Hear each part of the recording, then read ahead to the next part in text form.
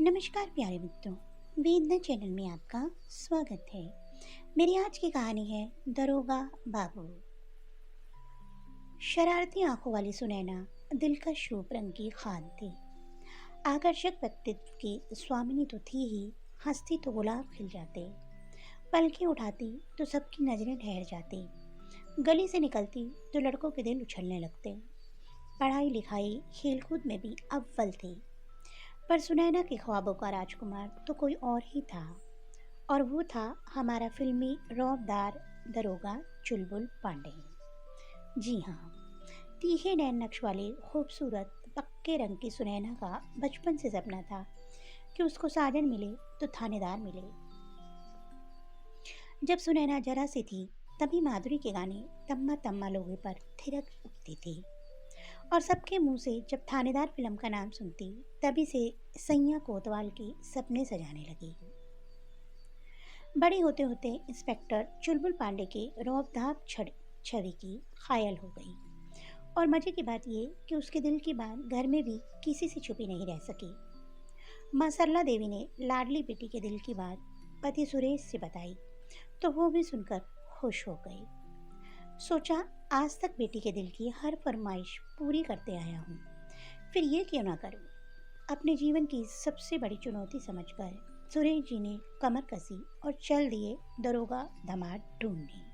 शहर शहर हर नातेदारी रिश्तों में दोस्तों में खबर फैल गई, सुरेश जी को सुनैना के लिए दरोगा दामाद चाहिए।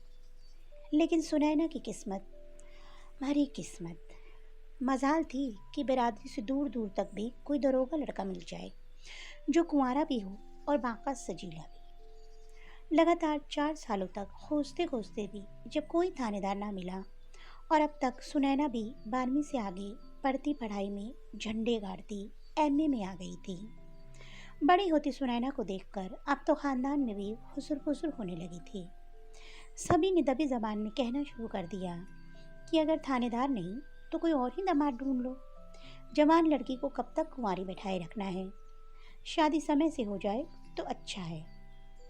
डॉक्टर इंजीनियर कौन से बुरे हैं।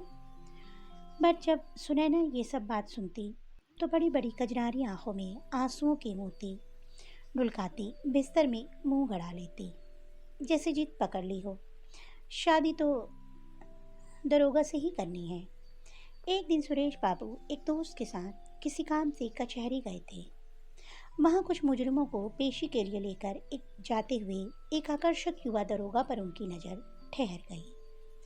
उनका दिल गवाही देने लगा कि हूँ ना हो ये वही है मेरा दामाद। पर पता कैसे लगाएं कि कुंवारा है या शादीशुदा।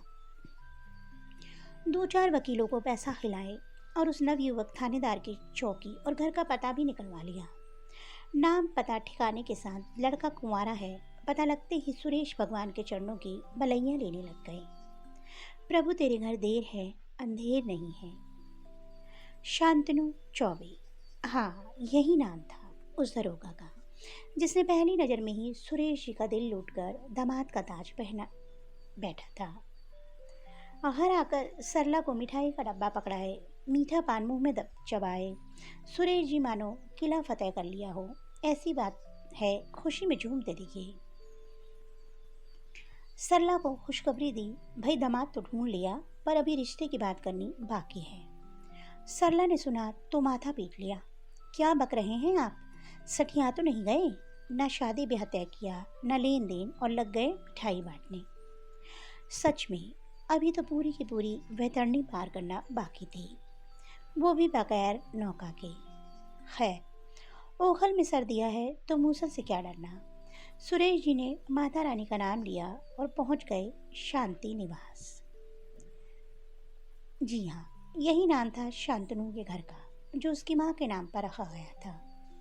सुरेश जी ने शांति जी को देखा तो दंग रह गए। उम्र लगभग 50 के आसपास, सूती सफ़ेद साड़ी, अभिमान से दबदबाता मुखड़ा, गले में तुलसी की माला, लगता जैसे मुश्किल से 35 से 40 बरस की महिला हूँ। वैधव्य में भी तरुणी की सी शौखी और मुंह पर स्मित मुस्कान का ये अद्भुत संगम उनकी पहचान था। आसपास के पूरे इलाके में शांति निवास वाली शांति अम्मा का नाम भी था। और हो भी क्यों ना, तीन तीन अधिकारी बेटों की माँ का रुतबा तो इलाके में रहेगा ही। सुरेश जी ने शांति जी को देखकर सिर झुकाकर प्रणाम किया। बेटी सुनैना की शादी शांतनु से करने की बात बहुत मुश्किल से उनके मुंह से बाहर निकली, और शायद शांति जी ने भी सुरेश जी के पहनावे और चाल ढाल से उनकी कम औकात भांप ली और ज़्यादा बात को तूल न देकर सीधे सीधे मुद्दे पर आ गई। ऐसा है सुरेश जी, हमारे दरोगा बेटे के लिए लोग 15 लाख रुपए और बड़ी सी गाड़ी लेकर शांति निवास के आगे पीछे चक्कर लगा रहे हैं, पर हम हैं कि बहू हमें सुंदर और सुशील चाहिए, इसीलिए अब तक किसी को भी हाँ नहीं करी है। सुरेश जी के माथे पर तनिक शिकन उभर आई, पर चेहरे पर संतोष देखकर शांति जी ने बात आगे की। हमारा शांतनु एक नंबर का लायक और रूप गुण में अव्वल है। मजाल है कि पुलिस की लाइन में होने पर भी कोई एक ऐब निकाल दे। अब भाई हीरा जैसे लड़के के ऊपर तो कोई सब कुछ वार दे फिर भी बहुत कम पड़ेगा, है कि नहीं? क्या कहते हैं आप? सुरेश जी तनिक विचार में पड़ गए, पर बात अपनी लाडली के सपनों की थी, जिससे समझौता करना सुरेश को नागवारा था। तुरंत साथ लाई सुनैना की तस्वीर और मिठाई का डब्बा शांति देवी के आगे रख बोल पड़े, आप तो बस हाँ कहिए, हम भी अपनी बिटिया की खुशी के लिए कुछ भी वार देंगे।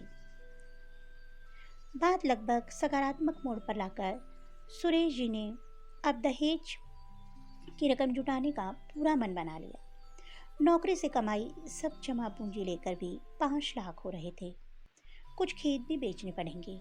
माँ बाप ने सुरेश जी के नाम काफ़ी खेत खलियान छोड़ रखा था, जिसको बड़ी लगन से संभाला था सुरेश जी ने। अब वो सब बेचनी भी पड़े तो हर्ज क्या है? आखिर इकलौती बेटी की खुशी से बढ़कर क्या चीज़ है? ये सोचकर सुरेश जब जमीन जायदाद के कागज़ लेकर दोस्तों रिश्तेदारों के चक्कर काटने लगे। कुछ लोग कहते, तूने ठीक फैसला किया सुरेश, दरोगा लड़के के लिए इतना दहेज तो बनता है, और सुनैना बिटिया राज करेगी, रानी बनकर रहेगी। कोई कहता, अरे छोटी मोटी धारा बदलकर रिपोर्ट लिखने में ही तेरा दामाद लाखों कमा लेगा, एकदम सही कर रहा है तू, ये शादी हाथ से निकलने मत देना। 2 से 4 दिन निकल गए, पर सुरेश को अब तक कोई खेतों का सही दाम देने वाला खरीदार नहीं मिला था। हालांकि घर में सुरेश जी ने पत्नी सरला को सख्त हिदायत दी थी कि लाडो, सुनैना को ज्ञानों में खबर ना लगे कि हम उसकी शादी के लिए खेत जमीन बेच रहे हैं। बहुत खोजने पर शहर के 2 साहूकार मिले जो सुरेश की ज़मीन खरीदने को तैयार हुए, पर उम्मीद से भी बहुत कम दाम पर, कम से कम 60 लाख दाम की 7 बहुत बढ़िया उर्वरक खेतों की 5 बीघा जमीन का मुश्किल से 20 लाख देने को तैयार हुए। सुरेश जोड़ तोड़ करने लगे कि इसमें शादी का खर्च निकल सकता है, बाकी ज़रूरत पड़ने पर कहीं से ज़मीन गिरवी रखकर कर्ज भी ले लूँगा। पहले शांति देवी को 10 लाख शगुन के देकर शादी तय करनी जरूरी थी। कहते हैं ना कि हो ही वही जो राम रचि राखा। शहर से साहूकार ने आकर खेत ज़मीन का मुआयना क्या किया कि यह खबर आग की तरह फैल गई कि सुरेश खेत ज़मीन बेच रहे हैं बेटी की इच्छा पूरी करने के लिए। बात सुनैना के कानों में भी आ पड़ी। सुनैना ने सुना तो अम्मा के सिर पर खड़ी हो गई। जब तक पूरी बात नहीं पता कर ली, अम्मा का पिंड नहीं छोड़ा। गुस्से और शर्मिंदगी में नैनों से नींद उड़ गई। मुंह छुपाकर किस कुएं में डूब मरे जैसी नौबत हो आई थी। सुनैना की आंख से ये सोचकर सम से जमीन में गड़ी जा रही थी कि जिस पिता ने मुझे बेटी के पैदा होने पर मलैया उतारी, मेरा बेटों से ज़्यादा लाड किया, पढ़ाया लिखाया, आज उसको कंगला करके पुरखों की ज़मीन बिकवा कर भला मैं किस ठाट से खुद को दरोगाइन कहलवाऊंगी। अपने दरोगा जी से नैन लड़ाऊंगी और पिता का कर्ज से डूबा चेहरा देखकर नज़र चुराऊंगी। यूं बैठे गम में आंसू बहाते दोपहर से शाम हो गई।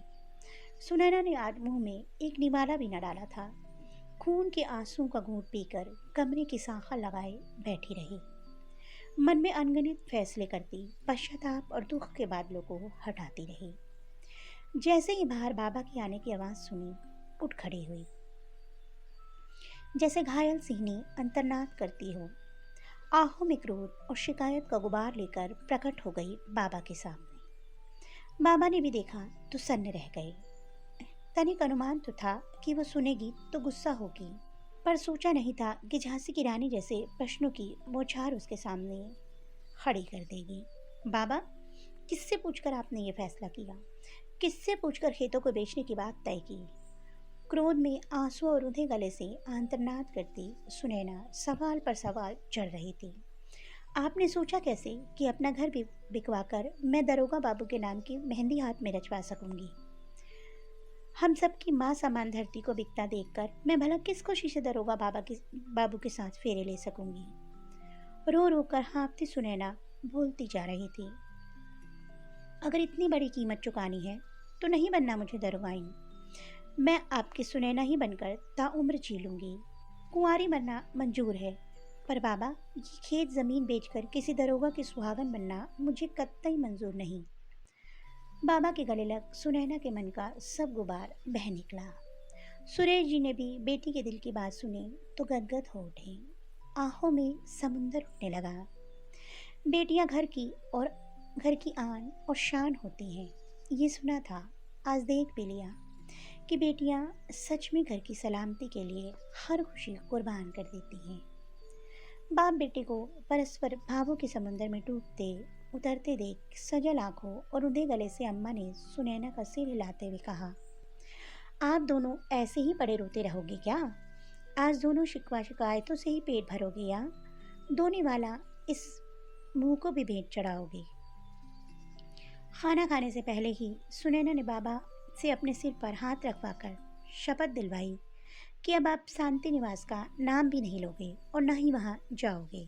सुनते ही शांत हो रही बाबा की आंखें फिर से सजल हो उठी। सुनैना ने कहा, बाबा, अब मैं दरोगाइन नहीं बनूंगी, बल्कि खुद दरोगा बनकर सबकी बोलती बंद करूंगी, अपनी ठसक दिखाऊंगी। अब की माँ, बाबा और सुनैना तीनों खिलखिला पड़े। दोस्तों, अपने बच्चों को जी जान से प्यार करना बहुत अच्छी बात है।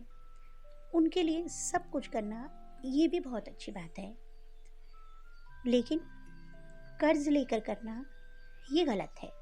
हमें उतने ही पांव पसारने चाहिए जितने की चादर हो, और बेटियों को भी उतना ही मान सम्मान और उतना ही दान दहेज देना चाहिए जितना हम दे सकें। कर्ज लेकर कभी नहीं देना चाहिए। दोस्तों, आपको मेरी कहानी कैसी लगी कमेंट बॉक्स में अवश्य बताइएगा। अगर आपको मेरी कहानी अच्छी लगी तो मेरी कहानी को लाइक कीजिए और मेरे चैनल को सब्सक्राइब कीजिए। जल्दी एक नई कहानी के साथ मिलूंगी, तब तक के लिए बाय बाय।